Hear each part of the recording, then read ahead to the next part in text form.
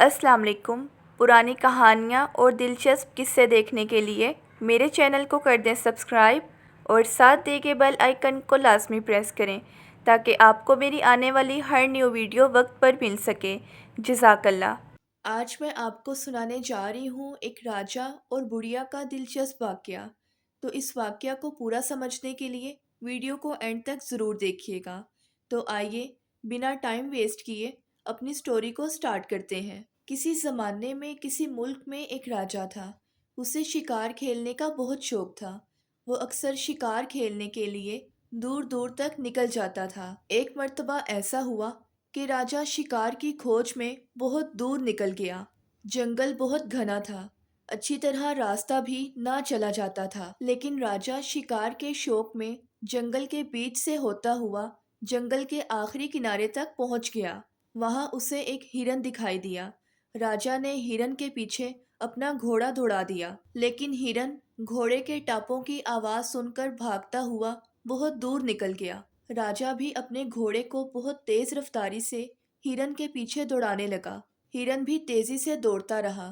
تھوڑی دیر کے بعد ہرن راجا کی آنکھوں کے سامنے سے اوجھل ہو گیا۔ راجا نے اسے ڈھونڈنے کی بہت کوشش کی، مگر کہیں بھی اسے ہرن کا نام و نشان نہ ملا۔ گرمی کا موسم تھا اور راجا بہت تھک چکا تھا۔ دوپہر کا وقت اور دھوپ اپنے پورے شباب پر تھی۔ دھوپ کی طرف دیکھنے سے معلوم ہوتا تھا گویا شعلے سے نکل رہے ہوں۔ راجا کا پیاس کے مارے برا حال تھا۔ اس نے چاروں طرف نظر دوڑائی، مگر کہیں بھی پانی کا نام و نشان نہ تھا۔ وہ ایک درخت کے نیچے کھڑا ہو گیا اور چاروں طرف اپنی نظر دوڑانے لگا۔ دور دور تک کوئی آبادی بھی نظر نہیں آ رہی تھی۔ پانی کی تلاش میں کچھ دور چلنے کے بعد تھوڑے ہی فاصلے پر راجا کو ایک باغیچہ نظر آیا۔ راجا نے اپنے گھوڑے کو اسی طرف بڑھا دیا۔ کچھ ہی دیر بعد وہ باغ کے پاس پہنچ گیا۔ یہ ایک انار کا چھوٹا سا باغ تھا۔ پانی کی تلاش میں راجا گھوڑے سے نیچے اتر پڑا۔ اس نے دیکھا کہ باغ کے قریب ہی ایک چھوٹی سی جھونپڑی ہے۔ وہاں پہنچنے پر راجا نے آواز دی۔ کچھ انتظار کرنے کے بعد اس جھونپڑی سے ایک بوڑھی عورت باہر آئی۔ یہ باغ اسی بوڑھی عورت کا تھا۔ اس بوڑھی عورت کے شوہر کا انتقال ہو چکا تھا۔ اس کے ہاں کوئی اولاد بھی نہ تھی۔ یہ چھوٹا سا باغ اس کی گزر بسر کا واحد ذریعہ تھا اور باغ کی مصروفیت تنہائی کا سہارا تھی۔ اس نے راجا کو دیکھا مگر پہچان نہ سکی۔ راجا نے اس بوڑھی عورت سے کہا، مجھے بہت شدید پیاس لگی ہے، میں پانی پینا چاہتا ہوں۔ وہ بوڑھی عورت نے راجا کو ایک طرف پڑی چارپائی پر بیٹھنے کا اشارہ کیا اور خود باغ میں چلی گئی۔ تھوڑی دیر بعد وہ بڑھیا ایک انار توڑ کر لائی اور اسے گلاس میں نچوڑ کر راجا کے سامنے پیش کیا۔ راجا نے انار کا جوس پیا اور اسے دوبارہ پینے کی خواہش ظاہر کی۔ بڑھیا دوبارہ باغ میں گئی اور تھوڑی دیر کے بعد ایک انار لے کر واپس آئی۔ انار کے دانوں کو نچوڑا، مگر یہ کیا؟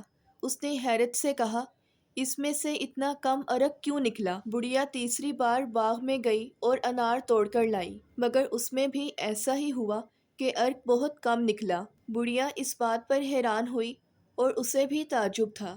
پھر ایک اور انار توڑ لائی۔ 3 انار میں کہیں جا کر صرف ایک پیالہ رس نکلا۔ راجا نے اسے پی کر اپنی پیاس بجھائی اور بڑھیا سے پوچھنے لگا کہ جب تم پہلی مرتبہ انار توڑ کر لائی تو صرف ایک ہی انار میں عرق سے پیالہ بھر گیا، لیکن دوبارہ تم نے 3 انار نچوڑے تب کہیں جا کر پیالہ عرق سے بھرا، جبکہ انار اتنے ہی بڑے تھے جتنا انار تم پہلے لائی تھی۔ بڑھیا کہنے لگی، آج تک کبھی ایسا نہیں ہوا کہ ایک انار میں سے کبھی ایک پیالہ عرق نہ نکلے۔ معلوم ہوتا ہے کہ جب میں پہلی مرتبہ انار توڑ کر لائی تو اس وقت ہمارے بادشاہ کی نیت بہت درست تھی، اس لیے اس میں برکت تھی، اور جب دوبارہ اور تیسری مرتبہ انار توڑ کر لائی تو اس وقت ہمارے بادشاہ کی نیت درست نہ تھی، اس لیے 3 اناروں میں سے بس ایک پیالہ عرق کا بھرا۔ راجا کہنے لگا، نیت اور انار سے عرق کی کمی کا کیا تعلق؟ بڑھیا نے جواب دیا کہ جب بادشاہ کی نیت خراب ہو جاتی ہے تو ملک سے برکت ختم ہو جاتی ہے اور اس سے بادشاہ اور رعایا دونوں متاثر ہوتے ہیں۔ بڑھیا کی باتیں سن کر راجا اپنے خیالات پر غور کرنے لگا، جو خیالات اس کے ذہن میں پیدا ہو رہے تھے۔ راجا دل ہی دل میں بہت شرمندہ تھا۔ اس نے فوراً اپنے برے خیالات اور ارادے سے توبہ کی اور بڑھیا سے کہنے لگا، اب میں چلتا ہوں۔ کیا آپ مجھے ایک اور پیالہ انار کے عرق کا پلا سکتی ہیں؟ بڑھیا پھر باغ میں گئی اور ایک انار توڑ لائی۔ لا کر پھر انار کو پیالے میں نچوڑا تو پورا ایک پیالہ عرق سے بھر گیا۔ بڑھیا نے کہا، میرے بادشاہ کی نیت اس وقت بالکل درست ہے۔ اب وہی برکت اللہ نے دے دی جو پہلے تھی۔ راجا سے خاموش نہ رہا گیا اور وہ کہنے لگا، اے عورت، میں ہی تمہارا راجا ہوں اور میں ہی تمہارا بادشاہ ہوں۔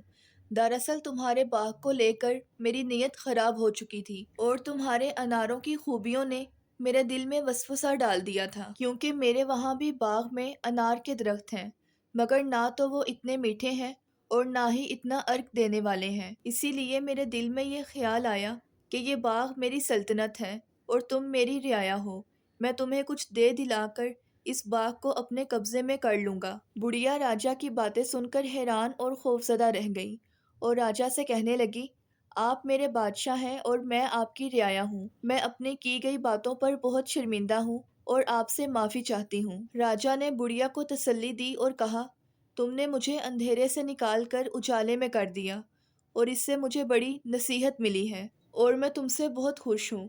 فی الحال تمہاری خدمت میں پیش کرنے کے لیے میرے پاس کچھ اور نہیں ہے، البتہ ہیرے کا ہار ہے جس کو میں تمہیں دے کر خوشی حاصل کرنا چاہتا ہوں۔ بڑھیا نے کانپتے ہوئے ہاتھوں سے بادشاہ کے حکم کی تعمیل کی اور ہار لے کر آنکھوں سے لگا لیا۔ اس کے بعد بادشاہ کو دعائیں دینے لگی۔ پھر بادشاہ نے بڑھیا سے اجازت لیتے ہوئے کہا، تمہیں کبھی بھی کسی مشکل کا سامنا ہو تو تم فوراً میرے پاس چلی آنا، میں تمہاری ہر مشکل کو دور کرنے کی کوشش کروں گا۔ جب بادشاہ جا رہا تھا تو بڑھیا کی آنکھوں سے آنسو جاری تھے۔ جب تک وہ برابر بڑھیا کی آنکھوں سے اوجھل نہ ہو گیا وہ اسی کی طرف دیکھتی رہی۔ اس کہانی سے ہمیں یہ سبق ملتا ہے کہ دوسروں کی چیزوں پر نظر رکھنے سے بہتر ہے کہ انسان اپنی خود کی محنت کرے اور اسی میں اپنے اللہ کا شکر ادا کرے۔ اگر آپ کو میری آج کی یہ سٹوری پسند آئی ہے تو ویڈیو کو لائک اور چینل کو سبسکرائب کرنا مت بھولیے گا۔ ملتے ہیں نیکسٹ ویڈیو میں، تب تک کے لیے اللہ حافظ۔